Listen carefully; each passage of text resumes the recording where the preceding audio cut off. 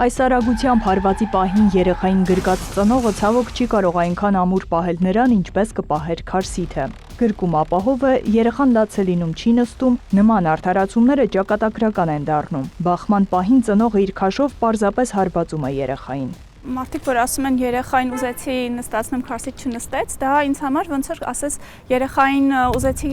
նորածին երեխային ուզեցի կաթ տամ, ինքը կաթ չուզեց, ես էլ որոշեցի ջուր տամ։ Չի լինի, չէ՞, այդպես, այսինքն երեխան ուզի չուզի, պետք է համոզես, որ ինքը պետք է մինչև 6 ամսական կաթ ուտի։ Նույնը քարսիթի պարագայում է։ Մենք երբևէ մեքենան չի շարժվել, մինչև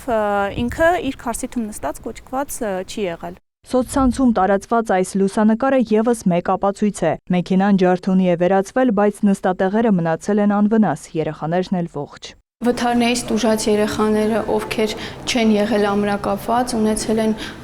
հաճախ այնպիսի վնասվածքներ, որոնք չեն համատեղելի եղել կյանքի հետ, այդպիսիք են ծանր գանգուղեղային տրավմաները, ողնաշարի եւ ողնուղեղի վնասվածքները, կենսական կարևոր ներքին օրգանների վնասվածքները, լյարդի, փայծաղի պատրվածքներ, ներքին արյունահոսություն եւ եղել են դեպքեր, որ եղել է կյանք փրկել, սակայն դրա ծանր հետևանքները մնացել են։ Մեր երկրում մինչև 7 տարեկան երեխաների փոխադրման համար իզոֆիքս համակարգով մանկական նստատեղը պարտադիր է։ 7-ից 12 տարեկան երեխաների փոխադրումը թույլատրվում է ինչպես մանկական նստատեղերի, այնպես էլ ամրագոտիների ամրացման միջոցով, բայց պայմանով, որ նստած լինեն հետևի նստատեղին։ Եթե մինչև 12 տարեկան, 7-ից 12 տարեկան երեխան փոխադրվում է առջևի նստատեղին, պետք է լինի մանկական նստատեղ։ Այն պետք է լինի երեխայի քաշին ու հասակին համապատասխան։ Բարեկային ծառայությունը այս տարվա առաջին եռամսյակում արձանագրել է 3600 խախտում։ 24 թվականին մենք արձանագրել ենք 5451 վարչական իրավախախտում, երբ բացակայել է մանկական նստատեղը, 2025 թվականին արդեն ունեցել ենք 11198 իրավախախտում,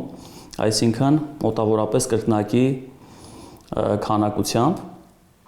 ինչը ցույց է տալիս, որ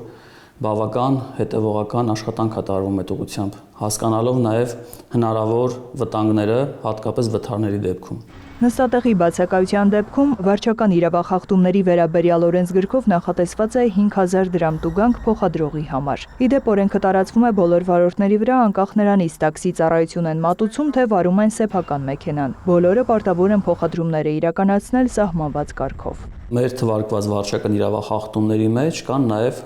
վարչական տուժի ենթարկված տաքսու վարորդներ։ Եվան միշտ քարսիթով է երթևեկել եւ չի էլ պատկերացնում, որ կարող է երբևէ մեքենայում այլ տեղ նստել։ Տաղետալի վիճակ է։ Ես երեխային մանկապարտեզ բերել տանելուց մի փոքրիկ հետազոտություն եմ արել ինձ համար ու